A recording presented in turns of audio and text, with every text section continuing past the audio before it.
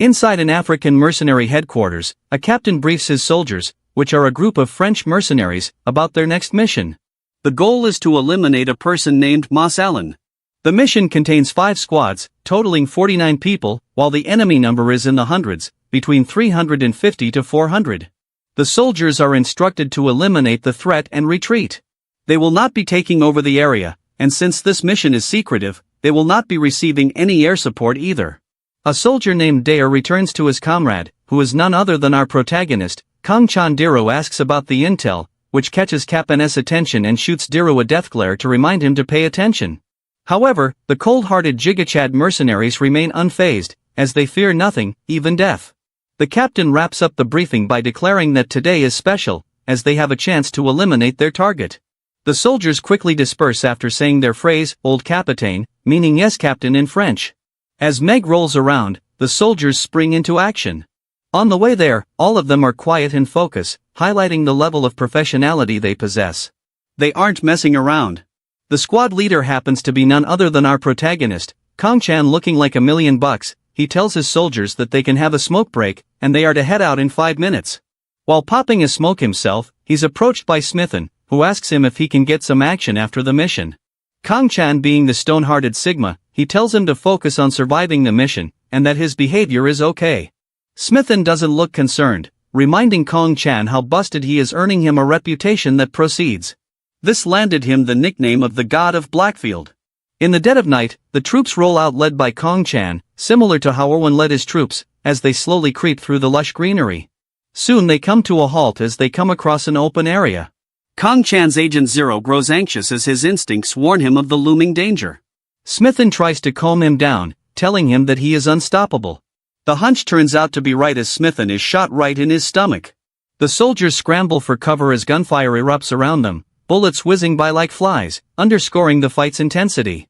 Kang Chan drags Smithen to safety, but despite his efforts to engage him, Smithen remains unresponsive. Showcasing his shroud-level precision, he immediately eliminates 3 of the enemy soldiers with headshots, earning him a triple kill. Not wasting any time, he attempts to engage with Smithen again, asking if he needs medicine. Luckily Smithen seems to be alive and refuses the medicine, promptly asking him what happened. Kang Chan realizes the severity of Smithen's injuries and tells him that they need to fall back as Smithen got a bit scratched. Seems like organ damage, 'tis, but a scratch if you're a cold hard mercenary. Smithen takes one for the team and tells them to move on as he will only slow them down. In an intense moment, Kang Chan assures him that he will take care of the mission as he is the God of Blackfield. As he figures out what to do next, a grenade disturbs them, which sends his allies flying. In a final push for hope, he marches toward the enemy, setting an example for his comrades. As he heads toward the enemy, a shot rings out from behind, leading him to believe that someone in his squad has betrayed them. The gunfire confirms his worst fear, that is, there's an imposter among them. The enemy forces seize control and quickly wipe out his squad. Even in his final moments, the seasoned veteran realizes the gravity of the betrayal, a bitter truth that cuts deeper than any wound. As his consciousness slips away, he suddenly has a headache, prompting him to wonder if he didn't die after all. His suspicions are proven false when he opens his eyes to find himself in a Korean hospital, now trapped in a new, less impressive body. The doctor and nurse checked his vitals, surprised that he had survived. Seems like fate had other plans for Kang Chan, as even death failed to stop him. Kang Chan slowly regains consciousness in his new body, realizing that he's in a hospital.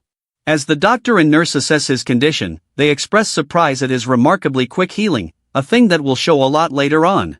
He notices they're speaking Korean while tending to his wounds, prompting him to speak Korean as well, which he can speak naturally because of the body. When he asks where he is, they simply respond that it's a hospital in Seoul, Korea.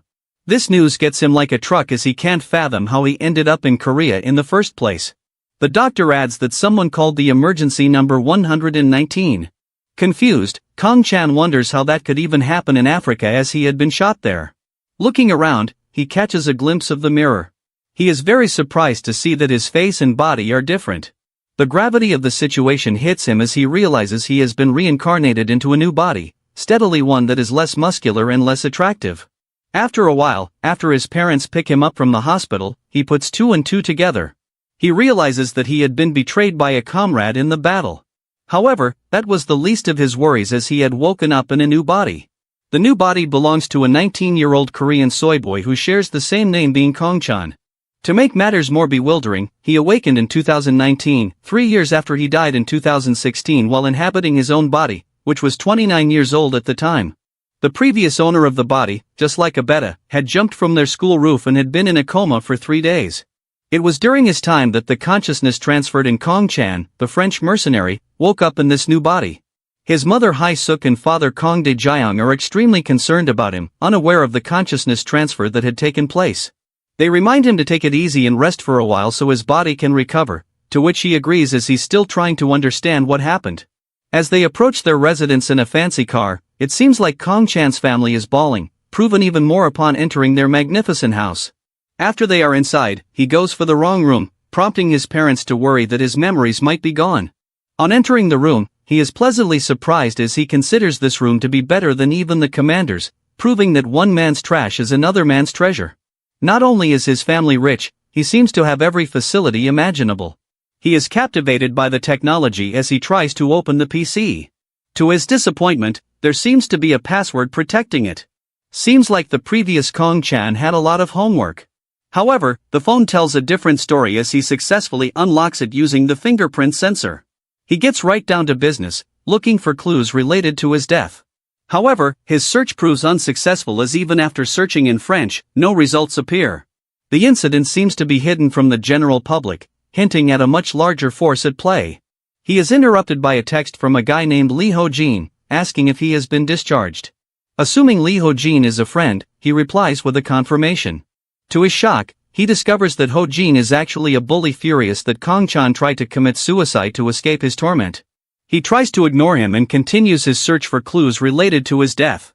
However, Lee Ho-jin interrupts him again, sending a threatening message. Kong-chan simply replies, telling him that he's busy.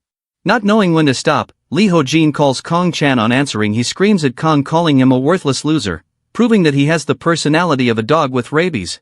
Kong simply laughs in response. Finally fed up, he decides to block Lee Ho-jin, viewing him as nothing more than a nuisance. On the other side, Lee Ho-jin is fuming at the generational oral loss as Kong-chan blocked him. While enraged, he throws his new phone on the ground, breaking it. He reminds his friends that Kong-chan will buy him a new one as he has been buying everything for him until now. Failing to find any leads related to his death, Kong-chan decides to go for a smoke break as it is engraved into his brain after being a soldier for so long. He looks all over the room but fails to find any cigarettes. However, he finds the old Kong-chan's diary while searching through the books. The diary explains the torment he faced in his daily life and how much he wanted to kill the people who bullied him. The French mercenary inside of him screams skill issue as he wonders why he had been so cowardly. After failing to find any cigarettes, he decides to sleep it off and worry about the rest tomorrow. The next day on his way to school, his dad advises him to rest more, but he insists that he is fine and needs the fresh air. As he enters the school, Lee Ha-jin with his pineapple haircut is waiting for him. He plans to teach Kong-chan a lesson as Kong blocked him yesterday. Kong-chan, being a seasoned veteran, isn't intimidated in the slightest. Instead, he considers Lee Ha-jin to be a guide who could show him around the school. The concept of fear is long gone in a trained brain like his and he doesn't budge in the slightest.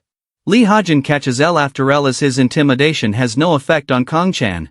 Even shouting at him in front of the whole school doesn't faze him as he just grins. Lee Ha-jin curses him by reminding him that he has to deal with his own lunches and cigarettes while Kong-chan was in the hospital, giving the word arsehole a new meaning. However, Kong-chan fails to sense any danger as he simply asks for his cigarette. Lee Ha-jin feels insulted and decides to beat him up, tells to come to the gymnasium. Kong-chan follows him to the gymnasium where Lee Ha-jin squared up, telling him that he had suffered a great deal because of him. Kong-chan skips the dialogue and goes straight for a punch, making even Aaron proud. His muscle memory almost leads him to kill Lee Ha-jin, but he stops himself just before the final blow as killing him could cause problems. After knocking him out, Kong-chan finds himself more concerned about cigarettes, searching for a pack. After failing to find any, he talks to his own body, hoping the previous owner can sense the beating he's about to deliver to his bullies. Lee Ha-jin, thinking he's slick, decides it's a good idea to attack Kong-chan from behind.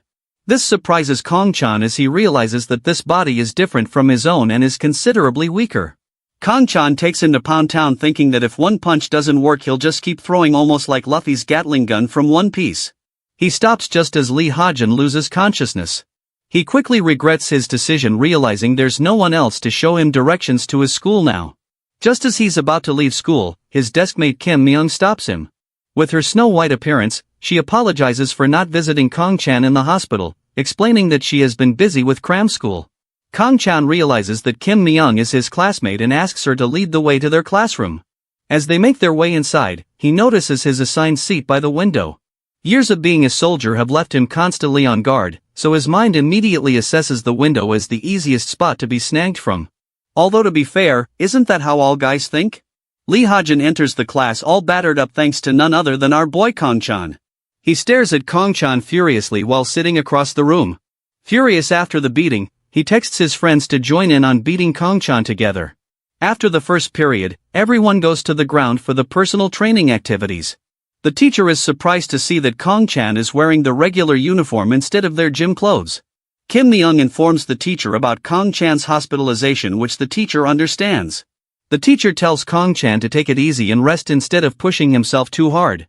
He then allows the rest of the class to choose any activity they like as long as no one gets hurt. While sitting on some stairs, Kong-chan is spotted by Lee Ha-jin, who tells him that they should change locations. Kong-chan, disappointed in him, thinks about how the people he spares always talk like that. After leading him to his gangster friends, Lee Ha-jin smirks. His friends ask how someone like Kong-chan was able to beat him up so badly. They surround Kong-chan while looking like a pack of hungry hyenas wanting to bite on tender meat. However, this encounter doesn't faze Kong-chan either, as he clenches his fists ready to end all of their careers.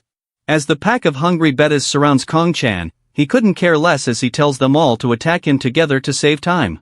One of the guys gets annoyed by these remarks and has a go at him. However, being a master of martial arts, Kong-chan quickly finishes him off with a punch.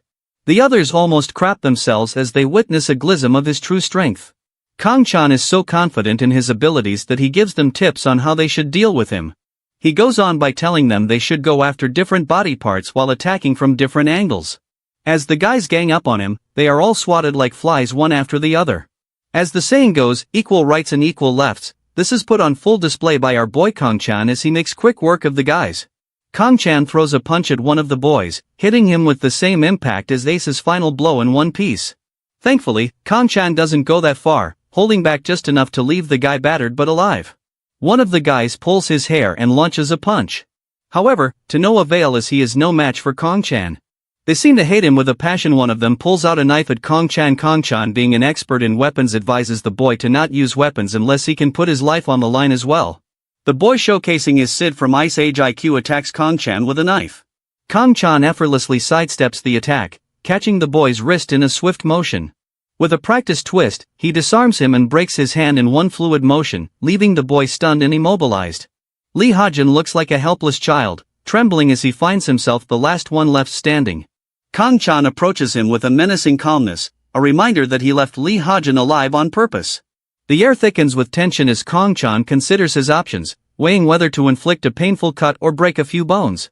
It's clear that Lee Ha-jin has dug his own grave. It seems to be his lucky day as the teacher arrives in the nick of time, looking like a JoJo character.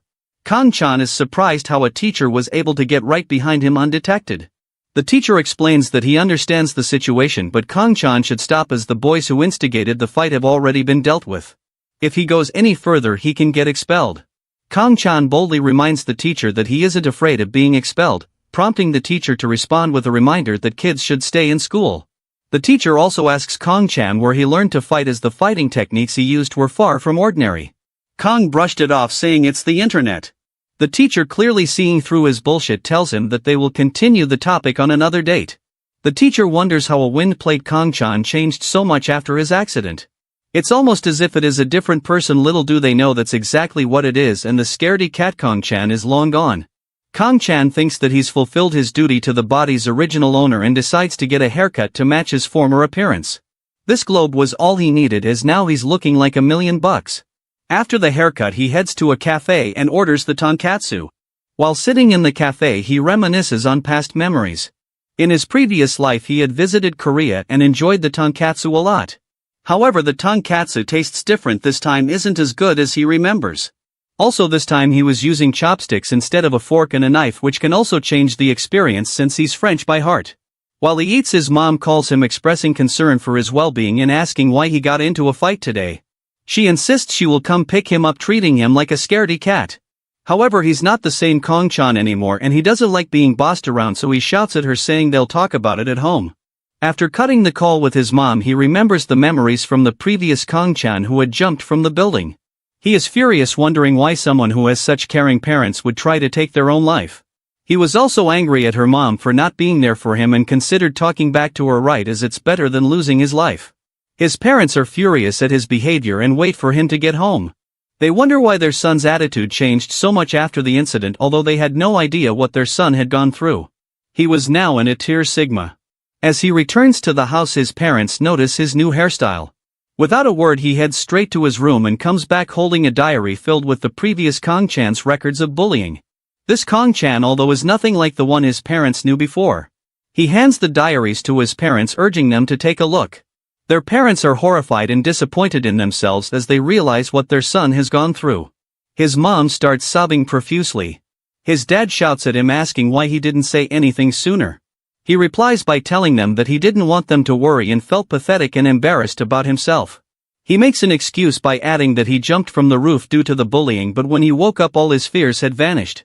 His dad apologizes and reassures him not to worry, promising to handle the fight he had at school. His parents clearly ask him to promise that he'll let them know if he ever gets bullied again. Kong-chan, being a badass, reassures them that he'll never be bullied again, which only deepens his parents' concern. Seeing such caring parents in this life, he recalls his own from his previous one. His dad was a heavy alcoholic who tormented him and his mother daily, even resorting to physical abuse whenever he ran out of alcohol. This was a far cry from the caring parents he had now. Not wanting to worry them, he promises to stay out of fights. On his way back to his room, Kong-chan overhears his dad talking to his mom about their goods being held up in customs courtesy of the French correspondent. The correspondent, giving even Indian call, sends a run for their money, demands 130 million won for the negotiator to clear their shipment. Just as his dad is about to go through with it, Kong-chan stops him. Being a French specialist, he tells his dad he'll handle it and asks him to put the manager on the line. He realizes that the French correspondents are just trying to scam his parents, who are too trusting to notice. Switching to French, Kong-chan talks with the correspondent for a bit and quickly resolves the issue. His dad then mentions that the correspondents often pull stunts like this. Kong-chan reassures him, saying they will try it again, not unless they want a team of Algerian mercenaries tearing through their office next time. He laughs it off as a joke, but is it really? Knowing Kong-chan, it might be more than just talk. His parents, meanwhile, are stunned by how fluent he is in French. He dismisses their surprise with a casual excuse, saying he learned it online. Once back in his room, he decides to postpone his plan to return to France. His new body is still far weaker than his previous one and his injuries haven't fully healed. Thoughts of his parents make him hesitate, but he resists these feelings, telling himself to avoid unnecessary attachments. He decides once he's fully healed he will leave without any hesitation, as he has a lot of responsibilities on his shoulders from his previous life. His comrades all die because of a betrayal and he is the only hope they have of seeing justice. The next day he looks very annoyed in school and wonders why he even bothers to attend. However, the day gets worse as the sissy Lee Ha-jin makes an appearance again. He threatens to slaughter Kong-chan today and tells him to follow him. Kong-chan is not impressed by his tenacity, as he will just get his ass whooped again. In an attempt to blackmail him, Lee Ha-jin reminds Kong-chan that they have Kim Mi-young as a hostage. Listening to this, he becomes attentive and tells Lee Ha-jin to repeat himself. Kong-chan feels no worry, completely unaware of who they're referring to. The guys fall silent, wondering if this is really the Kong-chan they knew. Lee Ha-jin adds that Kim Mi-young followed his friends to the rooftop because they lied about Kong-chan being in danger. After thinking for a while, Kong-chan remembers that Kim Mi-young is his deskmate and asks them where she is. Lee Ha-jin reminds him to follow him. After they are on the roof, unsurprisingly, there are even more goons this time. Most of the guys have weapons this time. Kong-chan also spots some girls on the roof and tells them to head down as they might get hurt. One of the fake-ass Barbie from Temu-looking girls tries to intimidate him by asking who he even thinks he is. Without another word, Kong-chan slaps her to the shadow realm, reminding her that she should leave if she wants to live. He goes straight to the point and asks where Kim Mi-young is. Seems like it was a bluff all along, as Kim Mi-young just arrived at the class since she missed the bus to school. Her friend worries about Kong-chan, who had gone after Kim Mi-young. However, his worries seem unwarranted, as Kong-chan is a menace.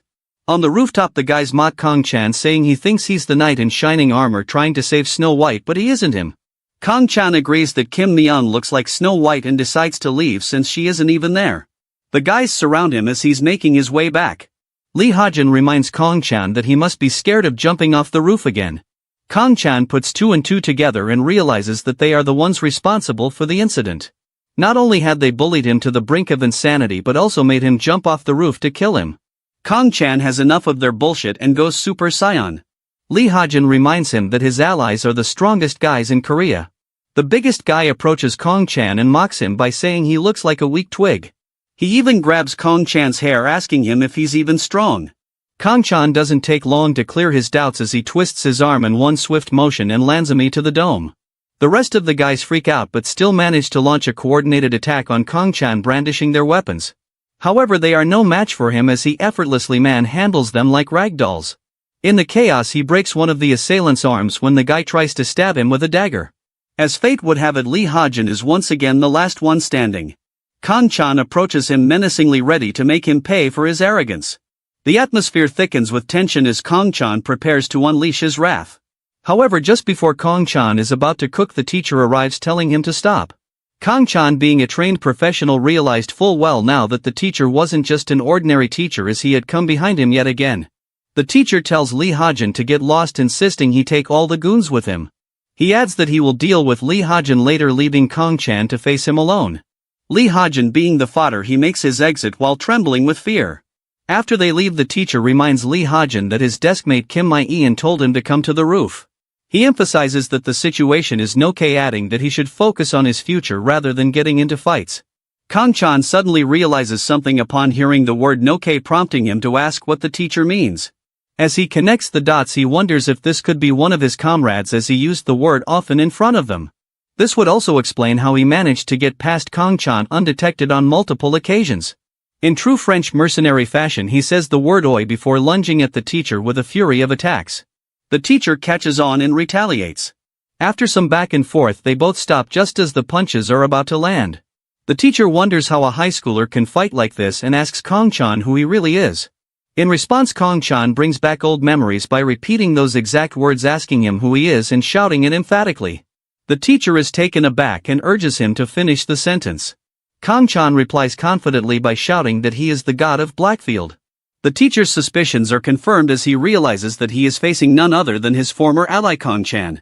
The teacher is actually Diru. He has been reincarnated into the teacher's body just like Kong-chan. He had finally found an ally and smiled at him with a sigh of relief. After going to the counseling room, the teacher reveals that he is actually Diru, Kong-chan's brother in arms and buddy. Kong-chan rejoices and asks him how his Korean is so good. Diru reveals that he was killed shortly after Kong-chan died as his enemies wet the floor with him, killing him without any trouble. After he had died, he found himself in another body. Not only that, but he was in Korea and the Korean flowed out of his mouth without even realizing it. Not only that, but he found himself unable to speak in French. Kong-chan realizes that Diru is in the same boat as him. Finally, having found a buddy, promptly asks for a cigarette. Diru refuses by reminding him that they are in the counseling room, also adding that a teacher shouldn't give his students cigarettes. Kong-chan laughs it off as he smiles, finally joking around with his comrade after what felt like centuries. After some back and forth, everything makes more sense to him as he realizes that Diru's reincarnation happened at the same time as him. He jokes about the situation, saying that Diru must have enjoyed being in his wife's arms while he was hospitalized. Diru agrees, joking that he's living the good life. He adds by asking why Kong-chan kept fighting the kids. Kong-chan explains by telling him that the kids keep coming after him, so he has to fight back to put them in their place. He goes on by telling Diru of his plans to return to France. Diru asks why he wants to return to the place they had tried to escape from for so long. Kong-chan reminds him that they had a traitor among them and he has to avenge them. Diru agrees, saying that they should leave together during the vacations, adding that they have to deal with the issue of the goons that keep attacking Kong-chan. They aren't ordinary delinquents, as they even went as far as to use carving knives and spiked bats against Kong-chan. Kong-chan agrees but still harbors doubts, noting that the attackers didn't use any firearms. Diru explains that they might be backed by a criminal organization which would account for their brutal methods. Kong-chan is confident in Diru as he leaves the matter to him. While leaving, he reminds Diru to put a good word for him in the infirmary as he was going to sleep there until school ended. While asleep in the infirmary and he suddenly wakes up, his instincts kicking in. In his previous life he had grown accustomed to sleeping with one eye open. The person who disturbs him turns out to be Lee Ha-jin, who seems to have turned over a new leaf. Lee Ha-jin offers him snacks and reminds him that he will be the school's boss from now on and that the juniors will greet him after their classes end. Kong-chan replies promptly telling him to piss off, which he follows suit. After the day ends, Kong-chan returns to the classroom to retrieve his bag. He is interrupted by Kim Mayan, who hands in his bag and asks if he is feeling better now. Kong-chan replies by telling her that it's nothing and she shouldn't bother him. On their way outside they are interrupted yet again by the fake Barbie girl Eun-sul. Kong-chan calls her a joke and makes his way outside the school. When they are outside, Kim Mayan warns him to be careful as she might be targeting him. Eun-sul is infamous for going after every guy she sees. Kong-chan feels a wave of concern wash over him, questioning why he should be cautious about something seemingly trivial. He worries that Kim Mayan might get traumatized if she were to witness how Westerners behave. When they reach the gate, some gangsters spot them. The gangster confirms his identity by looking at a photo of Kong-chan. They wave to him and call him over. Kim Mayan expresses her concern and tells Kong-chan not to go as it might be dangerous. Kong-chan squares up to the gangsters without faltering. When the gangsters ask if he is Kong-chan, which he confirms with confidence, this rubs on the gangster the wrong way as he curses him for his insolence. Kong-chan deduces that he can take on 4 of them even if a fight were to break out, but since Kim Mayan was present there it might be risky. He didn't want to put her in danger. The angry emoji-looking gangster recognizes his game face and points to his car, telling Kong-chan that they only want to talk. This surprises Kong-chan, who was about to send them to the Shadow Realm, as he looks them dead in the eyes and asks him what he meant. The gangster is treated like a kid. One of them even goes as far as to put his hand on Kong-chan's head, saying he's cute. They have no idea the kid they are talking about is a grown-ass man in a kid's body, just like Drake, but not quite. Kong-chan tells him to take his hand off, which the gangster refuses to do. Without saying another word, Kong-chan headbutts the bejesus out of the gangster. Another gangster who tries to catch him from behind is sumo slammed into the ground. At this point the fight garners a lot of attention from the students, who start recording on their phones. The gangsters tell them to stop recording and even go as far as to break one of the students' phones to scare the rest. One of the gangsters tries to pull out a shank but is stopped by their leader, who tells them to be reasonable since they are outside the school. He advises his men to use their fists instead and makes sure he doesn't misbehave again. The gangsters seem to be professionals as they position themselves well, a major upgrade compared to the goons Kong-chan fights in school. Still, they appear weak compared to someone like Kong-chan. He takes them down like tenderizing a steak, effortlessly breaking them apart. Even after beating them repeatedly, the gangsters keep getting back up. Kong-chan's suspicions are confirmed as he realizes it will take him some time to take them down with this body, especially since they are adults. The gangster leader surprises Kong-chan with a kick to the back. Kong-chan feels a wave of disappointment wash over him, thinking that if Dira were watching, he would be laughing his butt off.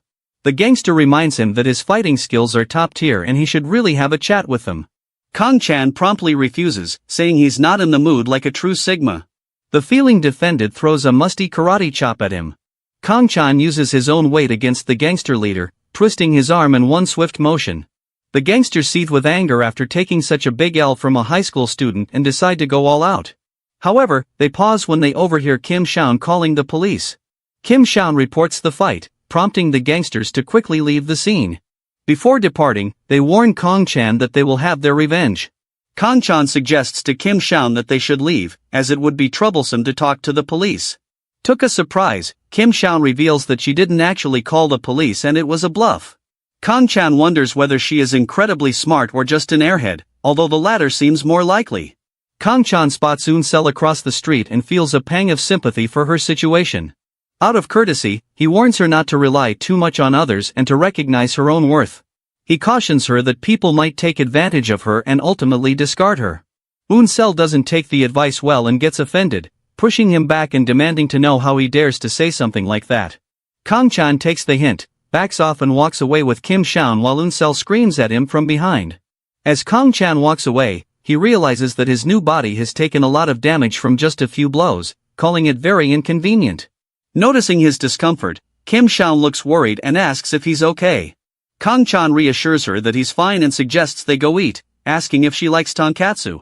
The next day at school, Kong-chan looks super tired and exhausted with everything the teacher says going over his head. By the end of the class, he even falls asleep, admitting to himself that even fighting on the battlefield is much better than studying in school. After class ends, a group of boys approaches Kong-chan squaring up for another potential fight. He asks them what they want. The boys introduce themselves as his juniors and try to hand in the weekly payment. Kong-chan gets straight to the point, asking who ordered them to do this.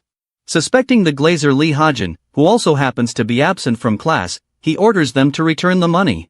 He advises them not to walk around in a large group as it might scare or intimidate the other kids. As Kong-chan tells the boys to leave, another student approaches him, reminding him that the PE teacher is calling him to the counseling room. Kong-chan wonders why Diro would call him to the counseling room before meeting with him. In a counselor's office, Diro greets Kong-chan and points out that he has gotten into another fight. Kong-chan brushes it off, calling it a small altercation, and reminds Diro that he was the one who got into the most trouble in Africa. Diro counters that Korea is much different from Africa, a very well-known fact. Although security-wise, there are police cameras everywhere. If Kong-chan fights at the drop of a hat, it could get expelled very quickly. Kong-chan doesn't see that as a bad idea, thinking it might help him get to Africa even sooner. Diro reminds him that his body is still weak and that he won't even last a week in Africa. Diro then asks Kong-chan for a favor. For students at the school are being severely bullied, and he believes Kong-chan is the only one who can help them. Kong-chan hesitates in a big brain moment, thinking that interfering might only increase the bullying once he leaves. Diro offers an incentive that if Kong-chan agrees to help, he will register him as an athlete. This status would mean he would need to attend classes after the first one, and the teachers wouldn't care if he slept through it. Besides, he needs to work out to get stronger for Africa.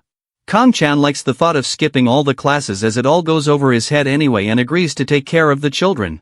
After the chat with his buddy Diro, Kong-chan is interrupted by Unsel yet again. This time Kong-chan doesn't even bother to reply and just walks right past for giving her a severe aura deficit. Unsel screams at Kong-chan, accusing him of being the reason she got beat up. Kong-chan's expression hardens as he tells her, firmly, to follow him.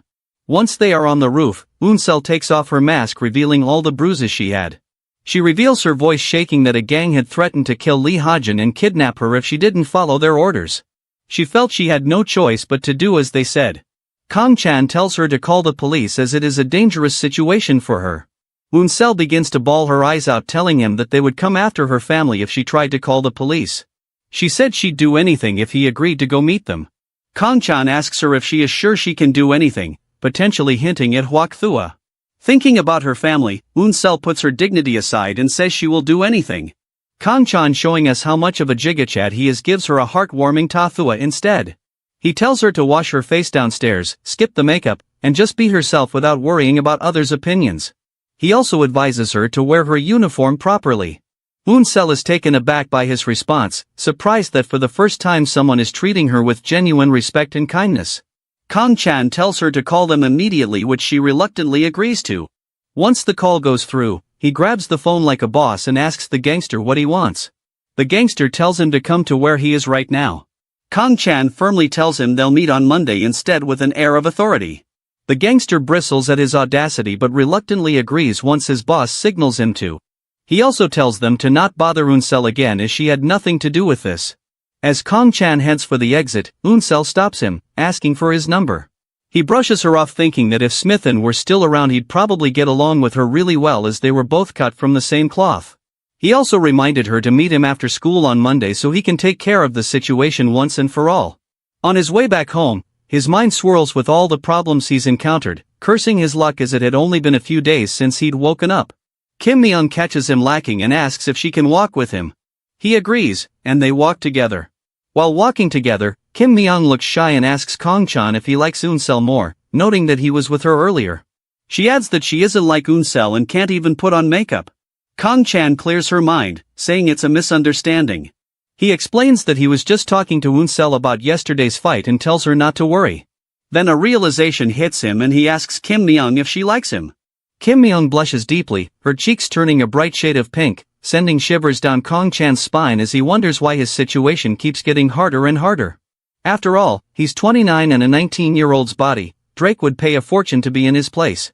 After her surprising confession, Kong-chan and Kim Myung settle on a nearby bench. But Kim Myung isn't holding back and she goes straight for the bold ask, requesting a kiss. Kang-chan, startled, asks her why she think of that so suddenly. She retorts a bit upset, saying that everyone in their class does it. Trying to sidestep this Drake-like situation, Kang-chan promises he'll kiss her if she ranks top in the school tests, thinking it's a safe bet. But it turns out to be his biggest misstep, as Kim Myung is already the top student. Kang-chan realizes he's only backed himself further into a corner. Kim Myung's gaze sharpens, her expression almost menacing, and she looks like she's ready to suck his very soul. Instinctively, Kang-chan shifts into a defensive stance. Just as things are about to get intense, he jolts awake. Thankfully it was all just a nightmare. As he checks his watch, he realizes it's time for school and gets ready to head out. On his way out, his mom notices him in his uniform and asks why he's dressed for school on a Saturday. He quickly covers, saying he's in his final year and has extra classes. To dodge any further questioning, he texts Dira to help him out. Once in the car, Diru surprises him by announcing that they're heading to the mountains to relax. They drive up to a scenic hilltop restaurant enjoying some food and fresh air. Diru orders a beer and Kang-chan asks for one too, but Diru reminds him that in his school uniform, he's definitely not getting a drink. Diddy didn't think like this, however. Kang-chan points out that Diru shouldn't be drinking either, since he'll have to drive. Diru then explains that Korea has designated driver's services for just this reason. Kang-chan replies by saying that Diru is now Korean to the core. They chat for a while, and Kang-chan eventually asks if Diru enjoys his life in Korea. Diru explains that once in the starting, he felt like he was losing his mind, it was really hard to act like someone else. He reveals that it was his wife and daughter who kept him grounded in Korea. With people who genuinely care about him now, returning to Africa no longer holds the same appeal. Even if he'd go back, he admits he'd likely only hold Kang-chan back because his new body, after all, is much older than his previous one. He goes on by saying since they both got reincarnated brothers should have no enemies, they should try to live life properly this time around. Kang-chan agrees that this country is very peaceful, but he has to bear the burden of their comrades. Kang-chan tells Diru that he's meeting the gangster on Monday. When Diru asks for the location, Kang-chan declines, saying he knows Diru would definitely try to tag along if he did. Instead, he orders him to stay out of this one because he'll handle this on his own. Diru asks Kang-chan how many people he had killed. Seems like he is more worried about the gangsters as he knows how strong his captain is. He adds by saying that it should be at least a few hundred, and asking him not to go if they were given a new chance, and he should cherish it. Kang-chan appreciates the concern but declines the proposal, saying that it's not in his nature to back down from a fight. Once he backs home, he goes to his room and starts to show boxing, thinking about every single scenario that could play out if he fought the gangsters. He tries every possible way but realizes that his new body is too weak, and he can't see any way he would win. While our boy is training like Khabib on steroids, Kim Myung looks at her phone impatiently waiting for Kang-chan's reply. Seems like that wild dream might not have been entirely a dream. Or was it? While training, Kang-chan realizes that his mind might be the same but his body struggles to keep up. He doesn't see a possibility where he would win in this body. While he is training, his mom knocks on the door, wondering why he's still awake. Upon entering the room, Kang-chan seems to have already changed, sitting in the famous "Are you winning son" pose. His mom asks if he's busy tomorrow, as she's going to a French restaurant with her friend and his son is also going to attend. She goes on by asking him if he would like to tag along. His mom speculates that he'll probably refuse, but he surprisingly agrees, thinking that this could be a good change of pace for him to calm his nerves. The next day, they arrive at the restaurant.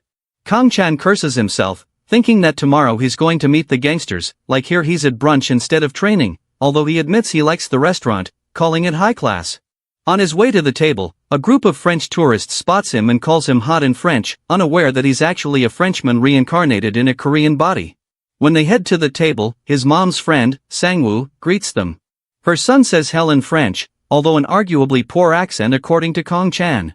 When they sit down, Sangwoo starts yapping about her son and how he's better at everything, even going as far as to degrade Kang-chan, saying his school is pathetic. His son makes even Shrek look like Henry Cavill. Kang-chan notices his mom feels uncomfortable due to the constant pressure, realizing that they were brought to the dinner only to be ridiculed. Sangwoo's son, in an attempt to gloat about his French skills, asks the waiter for a refill. Sangwoo starts yapping again, saying that his son can even speak French, it must be because of his prestigious school. Haisup replies by saying that Kang-chan could speak in French as well, adding that he learned from the internet. Sangwoo laughs at the comment, saying she must be joking if she thinks her son can actually speak French by learning from the internet. Listening to all the criticism, Haisup becomes extremely upset. The group doesn't know when to stop, and their constant remarks only make the situation worse. Kong-chan has enough of their bullshit and tells them to know their limits and flawless French. Everyone is taken aback, especially the French tourists who have been talking about him, thinking he wouldn't understand. Their expressions falter as they realize. One of the French tourists named Michelle asks Kong-chan if he understood everything they were talking about. Kong-chan, like a smooth criminal, reveals that he couldn't help but eavesdrop, adding that he won't be going on a date with them. Kong-chan goes on by telling them not to worry, as the baldy in front of him barely spoke French and the two ladies with him don't understand a single word they are saying. Baldy, showcasing his pea-sized brain, tells his mom that he's greeting them. His mom, finally finding her confidence, proudly told Michelle that her son could speak fluent French, having learned it all from the internet. Michelle, overhearing this, raised an eyebrow and skeptically asked Kong-chan how that was even possible, as his French was far too flawless to have come from casual online lessons. Kong-chan tells them to play along, promising to owe them a favor. The girls make their way to his table and Kong-chan introduces them to his mom and Sangwoo, referring to them as Michelle, Cecile, and Cindy. His mom, still brimming with newfound confidence, instructs him to greet them in French on her behalf. After chatting for a while, Sangwoo takes the hint and makes an excuse, saying that she has to leave as her son has English lessons today. Seems like the French bridge has burnt, so English is next. It is a weak attempt to save some face, as they have received the oral loss of a generation. With their tails tucked between their feet, they promptly left the store. Kong-chan thanks Michelle for helping him out, saying that they can go back to their seats. Michelle doesn't back down and looks at our boy like he's a snack. She insists on getting his number as he owes them one. Kong-chan asks her if she's joking, but she replies calmly, saying that he doesn't look like the type of man who would go back on his word. Left with no choice, Kong-chan reluctantly agrees, sensing that things are about to get more complicated than he expected. The next day, Kong-chan trains intensely at school, moving with the precision and discipline of Bruce Lee, preparing for the potential fight with the gangsters. His focus is sharp, each movement calculated as he hones his body and skills, knowing that the confrontation is imminent. Dare spots him while he's training and warns him about the danger that the confrontation poses. Kong-chan agrees, saying that he can barely move his hands after warming up for a little bit. Dare warns Kong-chan that it might be better to go to the police, especially since he's pushing his luck with his current state. He adds that if Kong-chan isn't careful, he'll end up in France on crutches. Kong-chan, however, brushes off the warning, being a certified Sigma, shifting the conversation to a more positive idea. He suggests they create a sports club for the bully kids, so the year after he leaves, he'll have a safe space and won't be targeted anymore. Dare was seeing the merit in the idea of Reese enthusiastically. He offers to help secure the funding for sports equipment to make it a reality, ensuring the kids' safety. But then he returns to the matter at hand, reminding Kong-chan that while his intentions are good, his body is still weak and the gangsters they are dealing with are no ordinary thugs. Kong-chan speaks the motto of the French Foreign Legion, that is Legio Patria Nostra, with a calm intensity, urging Dare to complete it. Without missing a beat, Dare instinctively responds by saying that the Legion is our fatherland, also adding march or die, shortly after. The words roll off his tongue, almost mechanically, a reflection of the deep bond they shared with the Legion. It was ingrained in them. Kong-chan adds that he, One Soul and Lee Ha-jin might be pathetic losers, but he promised them that he would go for their sake. He reminds Dare that getting stabbed would be better than breaking that promise, highlighting his high moral compass. Dare, with a serious look, reminds Kong-chan that he has a wife and family to think about. He doesn't want to end up in jail for protecting him, especially if things go south during a confrontation. Kong-chan, understanding the concern, tells him that he'll be going alone. He reminds Dare of a Mangala incident, where Dare had messed up and things went awry. Dare is left with no choice but to agree. After leaving the school, Kong-chan is approached by one of the gangsters who escorts him to their meeting place. It turns out that the gang is using the basement of a cotton candy factory as their base of operations, very similar to the clothing facility from Breaking Bad where Gus Fring managed his operations. As he heads down to the basement, surrounded by guards, Kong-chan quickly takes note of the layout, having 6 rooms on the left and 5 on the right, understanding that this facility might house a lot of gang members. Entering the main room, he finds the boss waiting, surrounded by the same gangsters he had beaten outside the school. They instruct him to sit down, adding that the only reason they haven't killed him yet is that they consider him useful. Kong-chan isn't about to be pushed around. He firmly tells them to stop interfering with his school, calling them spineless crooks for using kids in their operations, labeling it pure evil. The boss Park Ji-bum calls him insane for saying something like that in this situation, and Kong-chan doubles down by telling them to get out of his school.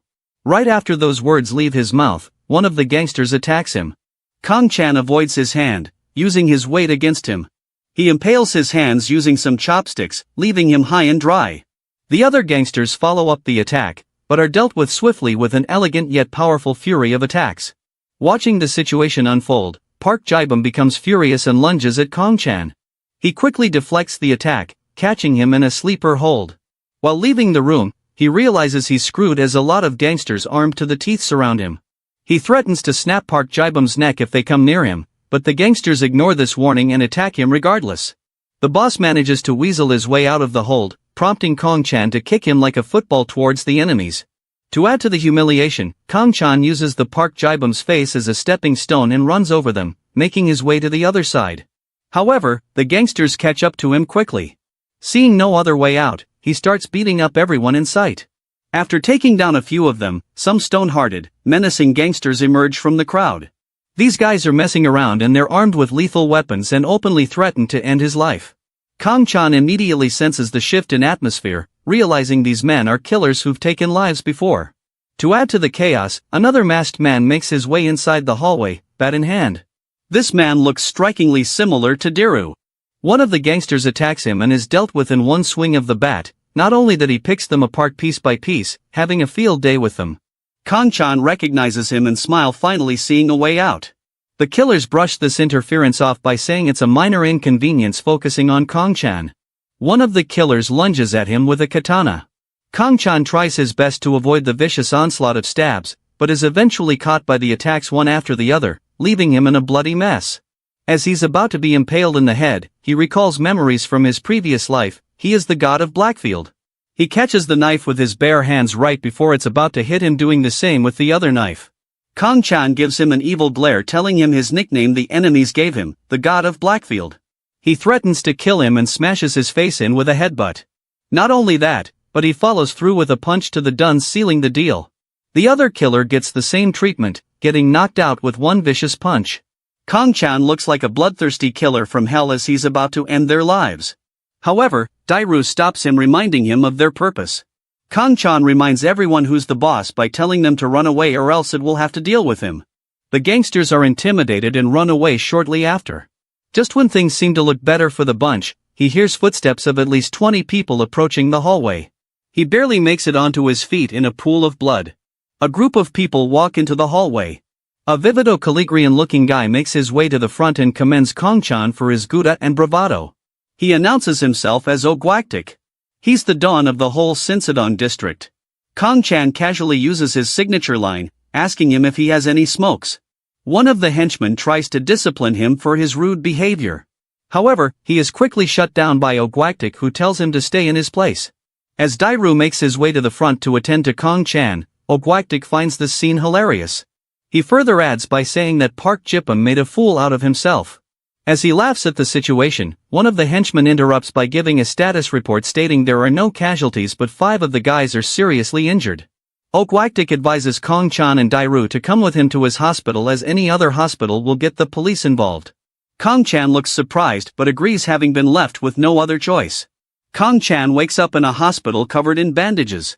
Diru greets him, asking if he's feeling any better, and mentions they had to use stitches as his wounds have worsened.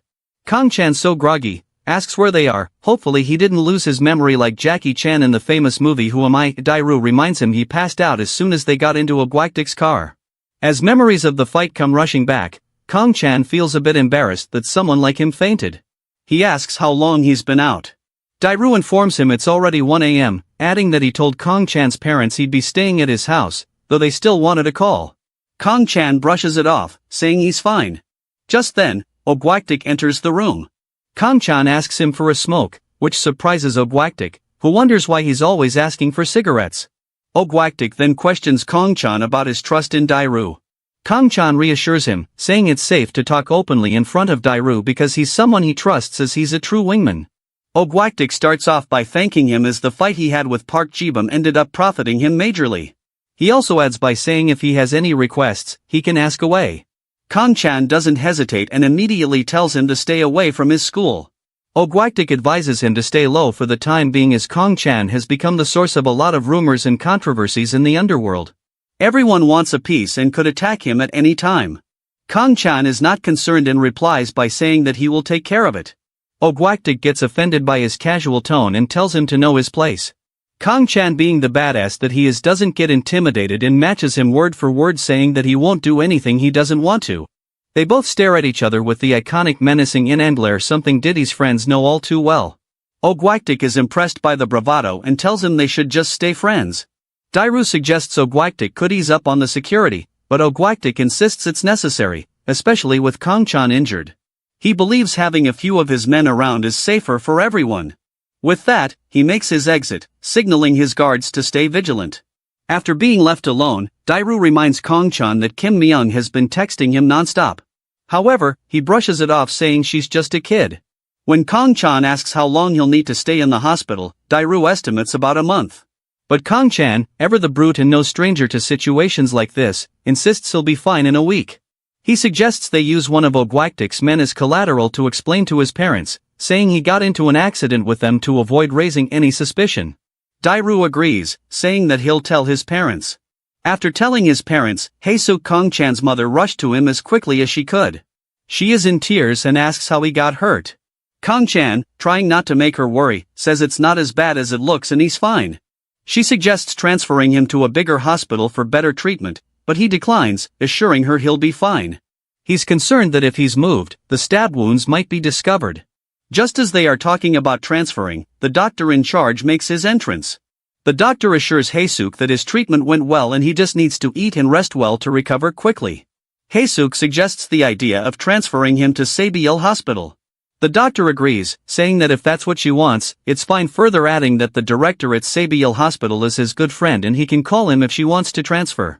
He reassures her that larger hospitals are often too busy to provide the focused care he needs for a swift recovery. He adds in a very sly demeanor that a minor case like his would likely receive better, more attentive treatment at a smaller facility like this one. She agrees, thinking it's better for Kong-chan to stay here. The doctor asks her to step outside for a moment so he can adjust Kong-chan's bandages. As there's a risk of contamination if she stays in the room, a precaution Dibby would have taken instead of the 1,000 baby oil bottles. However, the doctor is smart and manages to convince Kong-chan's mom. Once she steps out while changing his bandages, the doctor is astounded by Kong-chan's rapid recovery, calling him astounding. Kong-chan, acknowledging this, thanks the doctor for convincing his mother to let him stay at the hospital. The doctor then shares a personal story with Kong-chan, revealing that he works for Won-taek because his brother had been involved in gang activities and tragically passed away. He had been the one to announce his brother's death, which is why he's now determined to save as many people as he can. After the doctor finishes changing the bandages, he advises Kong-chan to avoid killing anyone or being killed, thinking about his own little brother. He doesn't want Kong-chan to follow the same path he did and end up dead like his brother did. Kong-chan questions his motive and asks the doctor what he will do if things go south. The doctor replies by telling him that money is no object for him and that even if his license gets revoked, he can move to another country and live a peaceful life there. The doctor adds his sly touch by reminding Kong that if one day he comes back as a corpse, the doctor will have to sell his organs to make a profit since he won't be able to pay the bill. However, this is an excuse as he doesn't want Kong-chan to end up like his brother. After advising Kong about the dangers, the doctor leaves shortly after. After a week passes, Kong-chan is discharged and sent home. At home, he gets ready for school and attempts to leave immediately. His mom stops him midway and questions why he is going even though the doctor advised bed rest. He tells his mom that he is fine and perfectly healthy now and points to the envelope in his mom's hand to change the topic. His mom pulls out the contents of the envelope, which are revealed to be a check of 50 million won. She gets a little concerned about why they received a letter like this and thinks it might be a scam. Kong-chan immediately recognizes it as it's from Won-taek and calls it unnecessary. He reminds his mom to return it later as it might be a mistake, which she agrees to. On his way outside, his dad spots him and offers to drive him to school. He agrees and they leave together. While they are in the car, his dad asks the obvious question of whether Kong-chan is hiding something. He adds that if Kong doesn't want to tell him, he won't ask again. Kong-chan doesn't lie and tells his dad the truth.